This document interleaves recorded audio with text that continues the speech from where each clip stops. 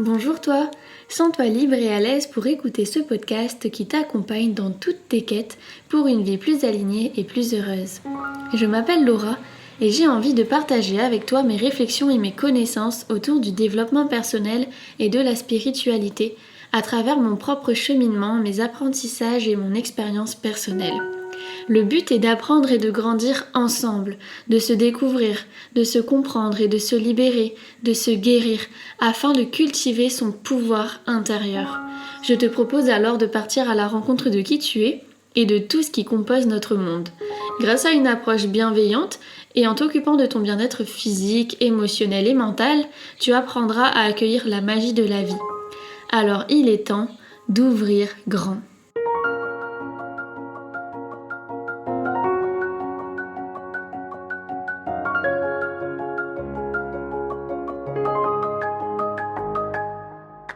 Bonjour à toutes et à tous, j'espère que vous allez bien. Je suis trop contente de vous retrouver aujourd'hui, mais j'ai l'impression que je vous dis ça à chaque fois parce que c'est toujours un plaisir de m'asseoir là, devant mon petit bureau avec mon micro et de vous parler.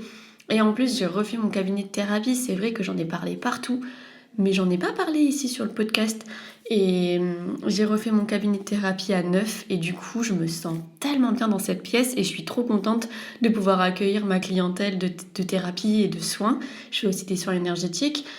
Ça me fait tellement plaisir de les accueillir dans cet endroit qui est beaucoup plus confort, beaucoup plus beau aussi. Et c'est tellement plus plaisant du coup de faire ces pratiques-là dans cet endroit-là. Je me sens trop bien. Et du coup, j'ai un bureau maintenant, donc je peux me poser sur mon bureau et avoir un espace dans lequel on se sent bien, dans lequel on peut être productif et c'est vraiment mon cocon. C'est encore plus plaisant de vous enregistrer des podcasts. J'espère d'ailleurs que le son est bien parce que ça résonne quand même un petit peu. Mais moi, je suis tellement à l'aise que je me dis qu'au moins je suis dans des bonnes conditions pour vous partager un maximum de valeur. Et donc voilà, je voulais vous partager ma petite joie de ces derniers jours, dernières semaines maintenant. Le temps passe tellement vite. Mais enfin, aujourd'hui, on va parler du regard des autres et les filtres et les lunettes que chacun a. Alors là, vous deviez vous dire, je pense, de quoi elle me parle. Mais vous allez comprendre ça tout de suite, ça va faire sens pour vous. Et voilà, prenez vraiment ce podcast comme une opportunité de vous libérer de quelque chose qui vous limite, de quelque chose qui vous empêche d'être vous-même et qui vous bloque à l'alignement, d'être aligné à vous-même en fait, de l'alignement à soi. C'est vraiment ça que j'avais envie de vous offrir. Parce que le regard des autres, c'est vraiment une problématique qui revient souvent et je le vois en séance de thérapie, c'est quelque chose qui revient beaucoup. En plus, j'ai envie de vous dire, quand on est enfant à l'école, c'est pas l'endroit où on est le plus bienveillant et le plus indulgent avec les enfants. Je trouve que les enfants sont parfois très méchants entre eux. Et donc forcément ça peut laisser des petits schémas, des petites croyances, des petites séquelles à travers la plupart d'entre nous. Et on a toujours ce petit truc de qu'est-ce que les autres vont penser de nous, qu'est-ce qu'ils vont dire. Et donc voilà, c'est quelque chose qui est très présent chez chacun d'entre nous. Donc prenez vraiment cet espace pour vous libérer de ça et comprendre comment ça fonctionne. Je vais vous partager mon expérience aussi et je vais vous montrer comment je suis sortie de ça. Et je pense que ça va vachement vous aider parce que plutôt que de rester coincé dans cette case, de ne pas pouvoir faire des choses, de ne pas pouvoir dire des choses, par peur d'être jugé, par peur d'être critiqué, par peur tout simplement, peu importe la peur, c'est vrai que si vous n'arrivez pas à vous libérer du regard des autres, vous n'allez pas pouvoir, par exemple, réussir à être vous-même, et donc vous n'allez pas réussir à connecter avec des personnes qui vous ressemblent, parce que les personnes qui vous ressemblent, elles ne savent pas qui vous êtes, puisque vous ne le montrez pas par peur d'être jugé. Donc finalement, elles savent pas qui vous êtes, donc elles ne peuvent pas vous trouver finalement. Vous voyez ce que je veux dire ? Parce que vous êtes caché derrière votre peur, et vous cachez qui vous êtes. Donc au final, si vous avez envie d'être compris, d'être connecté aux autres, aux personnes qui vous ressemblent plus, et si vous avez envie de créer des liens solides, authentiques, il va falloir dépasser cette peur pour ne plus être confronté à cette limite de je ne peux pas faire ci, dire ça, être moi-même, parce que qu'est-ce que les autres vont penser de moi, qu'est-ce qu'ils vont dire, et ça nous terrifie et ça nous fige quand on doit passer à l'action. Et en fait, tout ça, ça induit aussi que, au fond de vous, il y a aussi une partie qui pense que vous n'êtes pas assez bien. Mais pas assez bien pour montrer qui vous êtes vraiment, ce qui vous plaît, ce que vous aimez, ce que vous pensez des choses. Et donc, vous allez constamment vous plier à ce que les autres peuvent penser ou peuvent dire, ou leur avis, parce que vous savez comment votre entourage fonctionne, et donc vous savez ce qui est accepté ou non, ce qui est bon ou non, ce qui est mal vu et ce qui est bien vu, et donc vos comportements s'adaptent à ça. Mais est-ce que ces comportements sont vraiment en phase avec qui vous êtes? C'est ça la question. Et donc on va parler de tout ça, voilà. Le but, c'est vraiment de sortir de cette case, de dépasser cette peur, de se libérer pour pouvoir être davantage aligné à soi, de pouvoir être soi-même tout simplement. Et c'est hyper important si on veut rencontrer des personnes avec qui on peut vibrer, avec qui on va connecter en étant nous-mêmes. Parce que du coup, forcément, si les deux personnes sont elles-mêmes, le lien est beaucoup plus vrai, beaucoup plus solide, et on va s'apporter davantage de choses, on va pouvoir être compris, on va pouvoir être en phase. Et si vous avez déjà eu ce sentiment d'être avec des gens, avec vos amis, vous les aimez, et ils vous aiment, mais il manque quelque chose, quoi. C'est plat, c'est pas... Ça vous touche pas au plus profond de vous-même, parce qu'en fait, il y a quelque chose qui manque. Vous n'êtes pas totalement dans vos baskets, et donc ça vient de là en fait. Je vous parle de ça en connaissance de cause parce que vous savez, quand j'étais plus jeune, enfin vous savez, non vous savez pas mais je vous le raconte, quand j'étais plus jeune et notamment au collège, j'ai vécu une phase très compliquée, d'ailleurs c'est ce dont j'ai parlé dans le podcast juste avant, si je dis pas de bêtises, oui, on a parlé du deuil et donc je vous ai raconté cette période pas très facile pour moi. Et je me suis je me suis renfermée en fait. Je savais plus qui j'étais et j'avais pas forcément envie de savoir qui j'étais parce que j'étais beaucoup dans la souffrance et la douleur. Cependant, j'ai quand même continué à vivre et j'ai quand même été au contact de personnes, surtout que j'étais encore dans un établissement scolaire, donc j'y allais tous les jours. Et donc ça, c'est vraiment venu au lycée où j'étais un peu, même totalement, l'ombre de moi-même. Et j'avais pas envie d'avoir davantage de problèmes, j'avais pas envie d'avoir des conflits, j'avais pas envie de souffrir plus. Et donc en fait, je m'étais complètement éteinte. Ce qui a fait que mes relations, même si j'étais moi et j'avais mon caractère, le pire c'est que j'avais un caractère bien trempé parce que je souffrais. Donc en fait, je pense que d'une certaine manière, c'était aussi un mécanisme de défense. Et du coup, j'avais des amitiés, forcément, j'étais pas isolée et grand bien ça a pu me faire. Pour autant, je sentais bien, parce qu'à l'heure d'aujourd'hui, je suis moi-même et je me cache plus derrière des comportements que je pense qui vont être davantage acceptés par les autres et qui vont me plaire et que comme ça, on va pas m'embêter. Et donc, je peux voir la différence avec comment j'étais avant. Et je vois bien qu'il y a un fossé quand même et que j'étais pas moi en fait. Je voulais juste être acceptée, je voulais juste qu'on m'aime et je voulais juste arrêter de souffrir. Et donc cela m'a valu que je me souciais déjà énormément du regard des autres, je me comparais constamment parce que moi aussi je me trouvais pas assez bien, moi aussi en plus de ça j'avais peur d'être rejetée.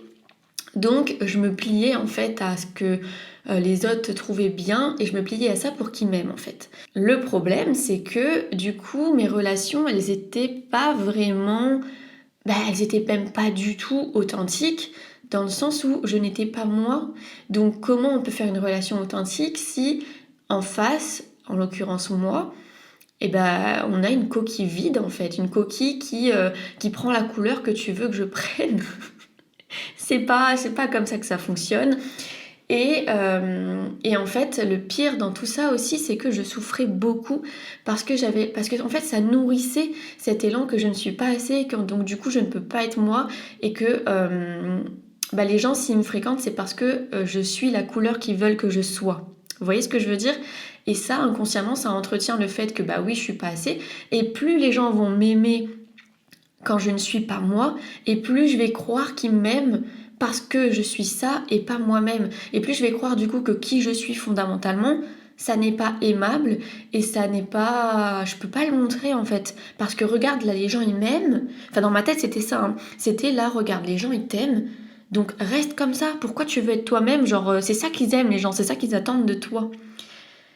Et en fait, c'est un cercle vicieux que j'entretenais et qui n'a aucun sens parce que il y a forcément des gens qui vont aimer ce qu'on est et d'autres qui ne vont pas aimer ce qu'on est. Donc, autant être soi-même et être avec des gens qui aiment pour ce qu'on est vraiment. Mais ça, je ne l'avais pas compris.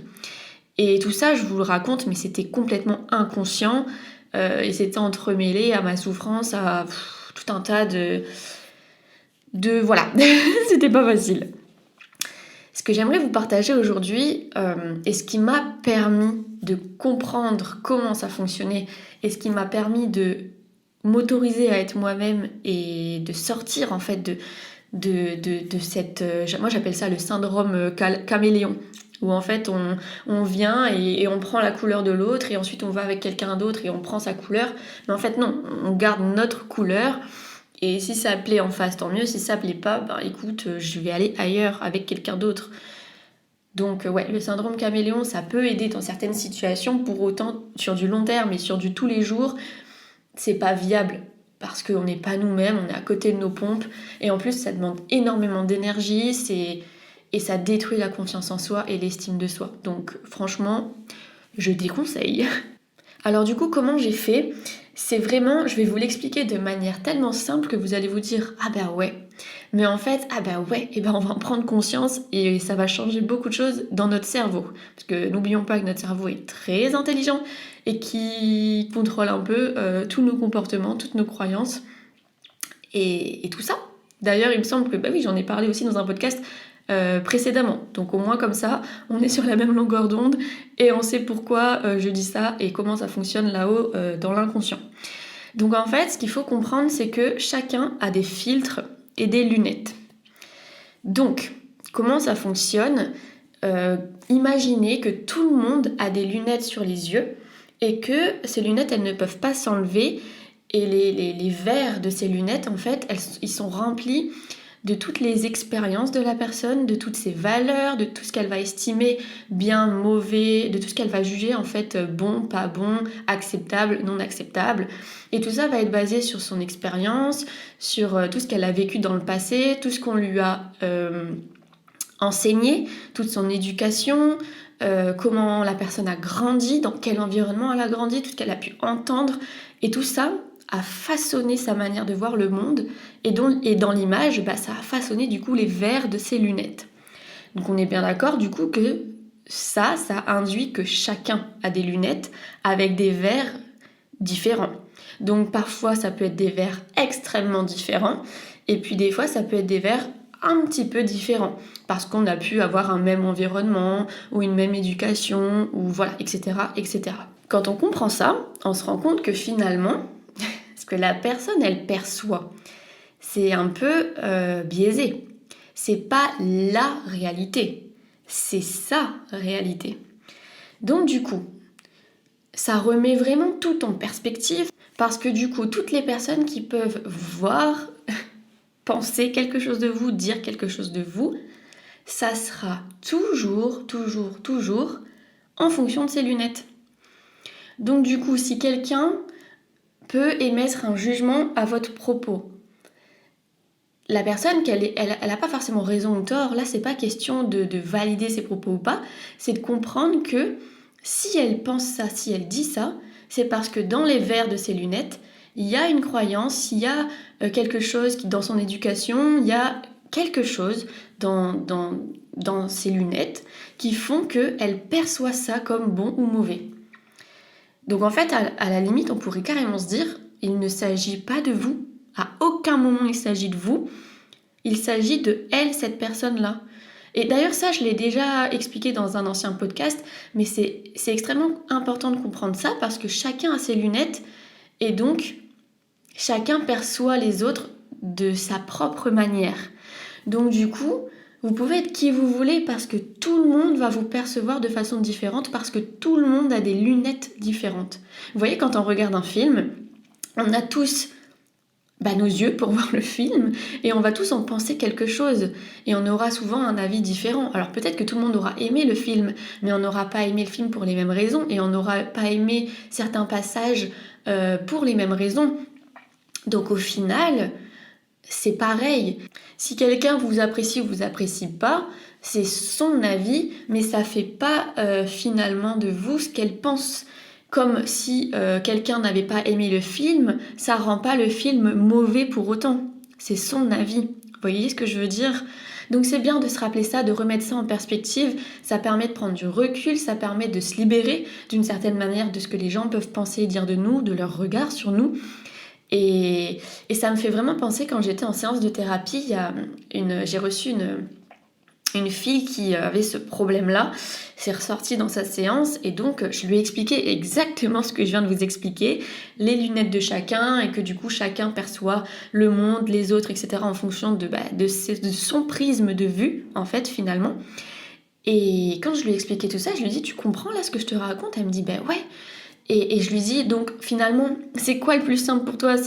C'est de continuer à apporter de l'importance à leurs lunettes ou de juste regarder la vie à travers tes lunettes et il n'y a que ça qui est important finalement. Et elle me dit mais oui, et en fait prise de conscience, déclic, elle me dit mais c'est un truc de fou, j'avais jamais vu ça comme ça. Et en fait, mais clairement elle me l'a dit, mais en fait on s'en fout parce que du coup c'est pas la réalité, c'est leur réalité. Je dis mais oui, c'est exactement ça. Et c'était un truc de fou parce que du coup elle a pu se défaire à 100% de cette croyance-là.